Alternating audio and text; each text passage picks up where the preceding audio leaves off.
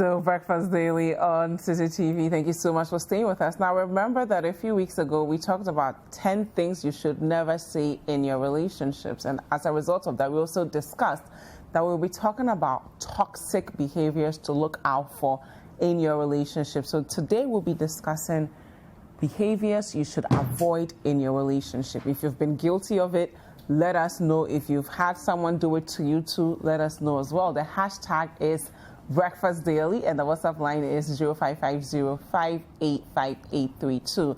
If you're outside Ghana, just use the country code +233. I have with me Reverend Bernie Osei-Duah. He is the Consumer Experience HR Performance Consultant as well as a coach. Good morning, Bernie.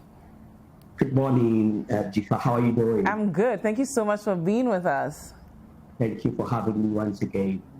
Now, behaviors we should avoid in our relationships. Why is it even important to pay attention to the kind of energy you're receiving from your partner through their behavior?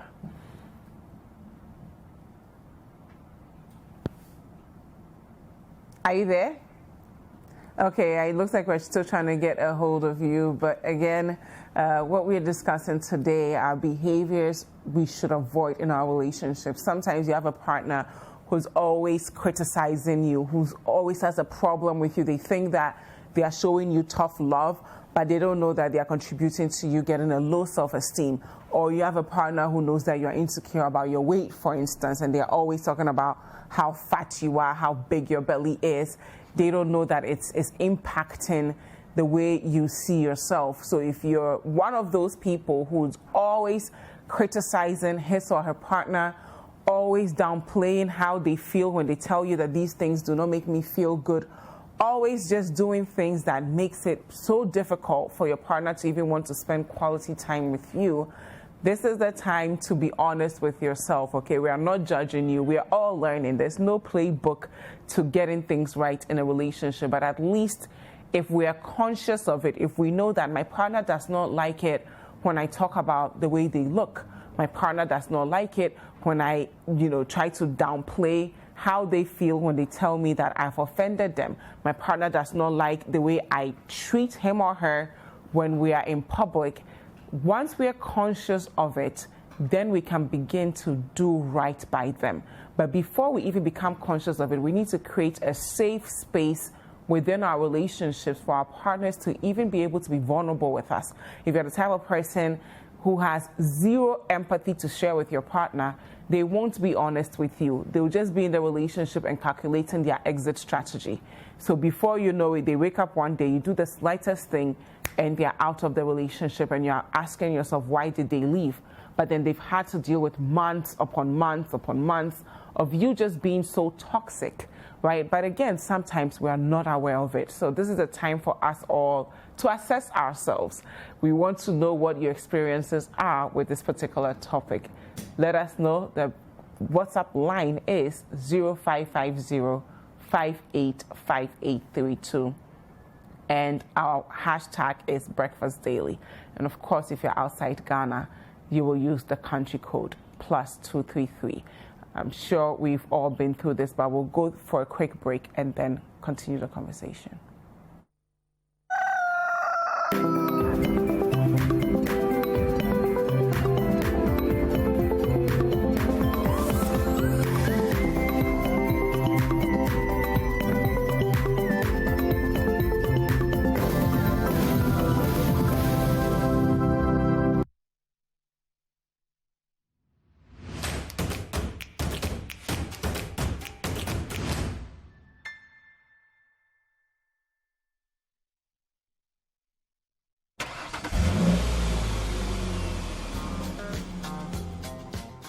In Ghana, the law enjoins all drivers and passengers in a moving vehicle to wear a seatbelt. No excuse is good enough for not wearing a seatbelt. Seatbelts that are fitted in vehicles are adjustable, so please adjust it to suit you. Let it rest as close as possible to the body. As a driver, before you drive off, ensure everyone else, especially children in the vehicle, have fastened their seatbelts. The airbag is not an alternative to a seatbelt because in the event of a crash, Only the fastened seatbelt will stop a passenger from being thrown far forward. So buckle up. Stop road crashes now. Stay alive. This road safety education is brought to you by the National Road Safety Authority.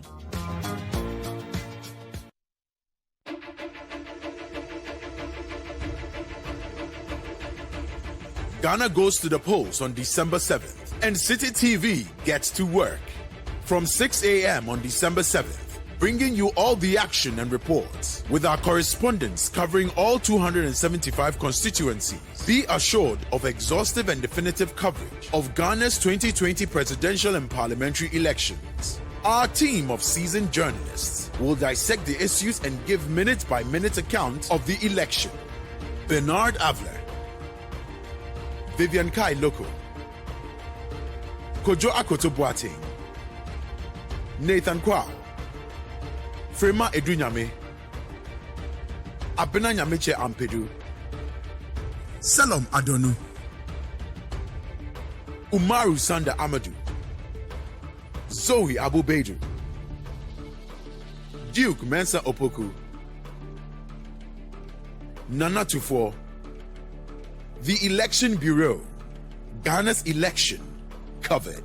Coverage starts at 6 a.m. on December 7th on City TV and 97.3 City FM.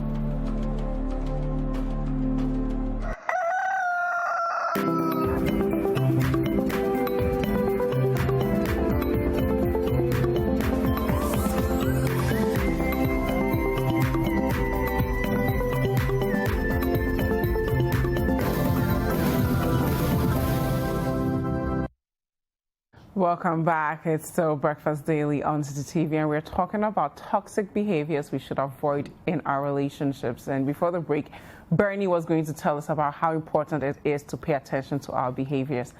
Bernie, are you there? Yes, I'm here, Angela. Thank you for having me. It's okay. I'm Jifa. Angela is the producer, but it's okay. Let's go on.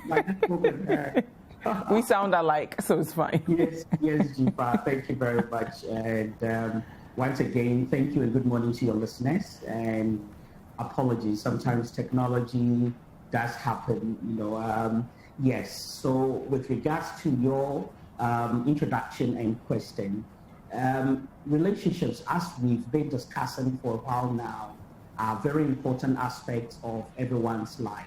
And it's ideal that if you have one, you do whatever it takes to maintain, whatever it takes within the spectrum of legality, morality, ethical, requirements and standards to ensure that you're keeping your relationships healthy. However, there are certain behaviors that are a no-no that can be a very big detriment and destroy, either the joy, the peace, the happiness, or the blessings of that relationship. And this is why it's important to know some of these behaviors that can be avoided so that you will be able to promote a very healthy relationship for your own growth and development. Perfect. So what are those behaviors, Bernie? All right. So today I want to just limit it to 5 things. The first thing I want to speak about is disrespect. Disrespect. It comes too often and very common in many relationships. Many times you could be with a partner who have no respect for who you are or whatever you stand for or represent. The truth about it is that this can be very toxic, even to your partner and even to yourself.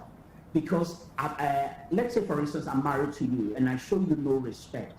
The truth is, I'm actually showing that disrespect to myself. When I love you and I respect you, I want the best for you, because you are an extension of me. Everywhere you go, for example, as a man, you carry my name. When gazetted, you carry my name. So if you go elsewhere, you will be addressed by your name and mine attached. So it's ideal that because you carry my name and I have respect and honor for myself, I must make sure that that respect and honor extends to you. Many times we find spouses that disrespect their partners. There are people that would even, show so much respect to their girlfriends and boyfriends that they will do to their own husbands or wives. There are people that respect their pastors that they will respect their their husbands. And some of these respects many times don't pan well for the relationship. So we always say that anything you tolerate, you can never change. The truth is, no relationship is worth the cost of your own dignity. And if you find yourself in a relationship like that, it's always advised that, especially if you're not married yet, then this is something that you must critically consider not to be in.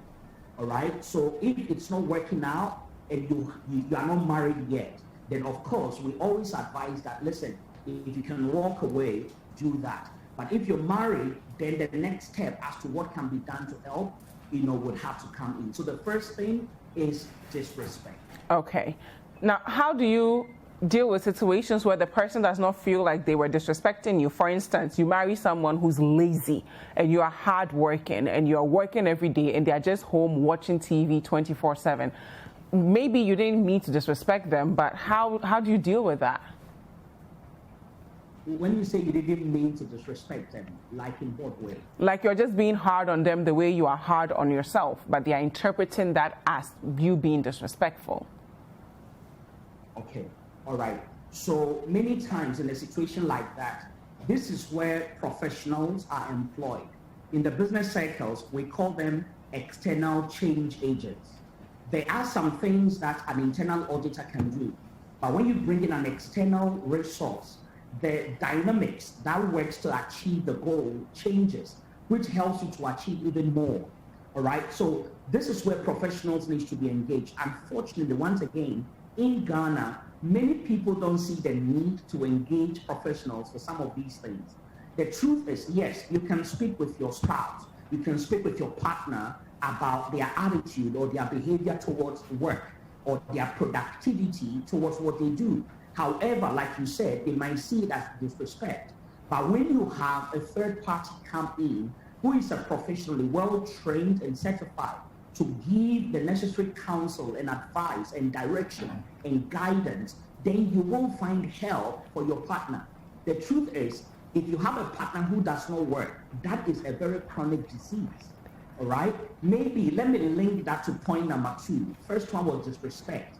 The second one is dream killing. There are people that will kill your dreams. But before I talk about them, let me talk about the self-dream killing. There are those that are not motivated enough to want to do something or to want to work. And I always say that, you see, no one can make you feel inferior without your consent. I like that. No one can make you feel inferior without your consent. And I think we should do another one on just that alone, how we interpret what our partners mean. But please walk us through the other 4. Okay, all right. So I spoke about dream killers or dream killing. So one of the toxic behaviors that your partner could have or you could have is killing their dreams. Don't shoot down on the ideas or the dreams that the person has. Yes, it's good. Sometimes people can have wild dreams or wild ideas. You need to discuss it. But if everything they bring up, you shoot it down because they are not exposed or educated like you are. They don't have the kind of exposure, and connections and network you have. And because of that, you don't see what they are saying as valuable and you shoot it down all the time. You killed your dream. You killed your energy. So it's ideal that one of the things you avoid is killing the dream of your partner. One lady that I counseled a couple of weeks ago was sharing how when they got married, that she was running a very big fashion training school. The husband for years put pressure and convinced her to close down the school and take care of the kids at home. Today they are at the verge of breaking up. She's got nothing to her name. She's got no business, no certificate. The business she started is gone for over 10, 15 years. She's got nothing. Now, where do you go from there? All right. So killing your partner's dream is one of the things that you should never do. It's a very toxic behavior. But that being said, you as an individual should never get in the game of killing your dream. Don't make marriage the ultimate prize for your existence. When you get married, doesn't mean that is all you need in life. Continue pursuing your dreams. Let the purpose for which you were born and you exist on the planet turn out for something. All right. Number 3, I want to talk about partner competitions. So toxic behavior number 3, partner competitions. There are some people that will compete with their partners to the bone, as if they are sworn rivals or sworn enemies.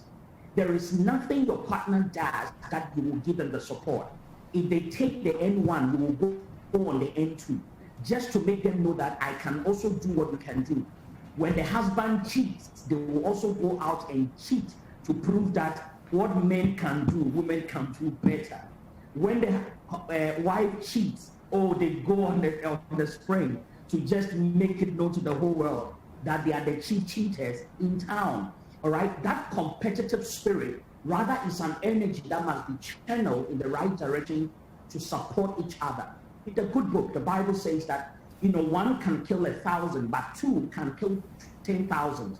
So it talks about the exponential power of having two people working in agreement and working together.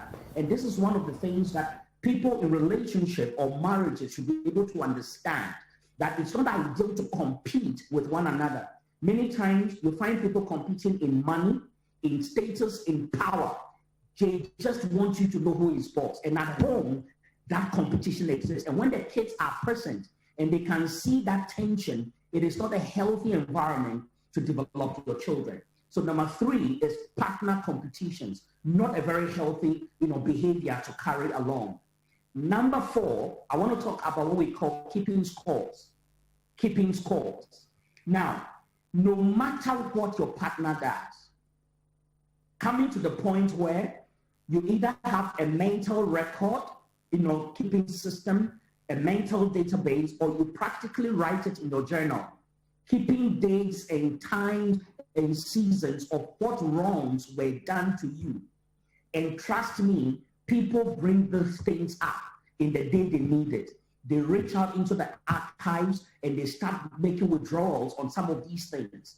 This is one of the very toxic behaviors you can ever have in someone that you live your life with. Someone who continues to remind you of your past. Someone who continues to remind you of your errors. Someone who continues to let you know how wicked and bad you have been to them. It's true. We can't lose the memories. We can never. I've heard people say sometimes that you need to forgive and forget. Forgive, yes. Forgetting, I'm not sure. But keeping scores is when you now document these things and you bring it up every time issues arise. As long as relationships are human institutions, they are bound to be mistakes. They are bound to be offense. So I will offend you, you will offend me. But that is where the virtue of forgiving becomes a very key thing in the relationship. All right. So keeping scores is a very unhealthy thing to have. The worst thing you can possibly do is keep scores of your partner.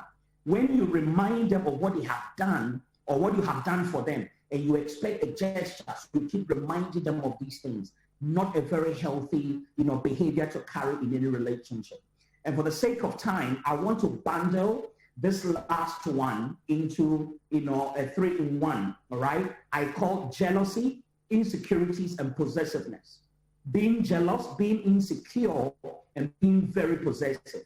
The truth is that everyone has an iota of jealousy in their bones. It is good because that is what makes you to protect, your partner, to protect one another. But there must be a limit to which jealousy must prevail or work. All right? Checking on people's phones when they are sleeping, sneaking into their emails and into their diaries to get information that you can use against them. That is some level of sickness that you have right there. All right? To be very honest, when people really come to the place where, for example, they start forbidding you for, meeting some people, all right? People are so possessive that every 30 minutes they will call you to find out where are you, what are you doing, and so on and so forth. Some will even go to the extent of hiring, PIs, private investigators, to go after their spouse just to see and check what they're doing. Yes, sometimes things are going wrong. Things are not what you actually bargained for, all right? But being at the place where you are so possessive, you're so jealous, you're so insecure, and you keep certain habits. The truth, in fact, let me add this. Jealousy and insecurity is not an attractive bit of any relationship. No one would ever find you attractive if that is one of the behavior patterns that you have. All right, so it's ideal that you get to understand that no matter, what happens in your relationship, it's okay to have a bit of jealousy, but to let it extend beyond certain limits, that is a no-no.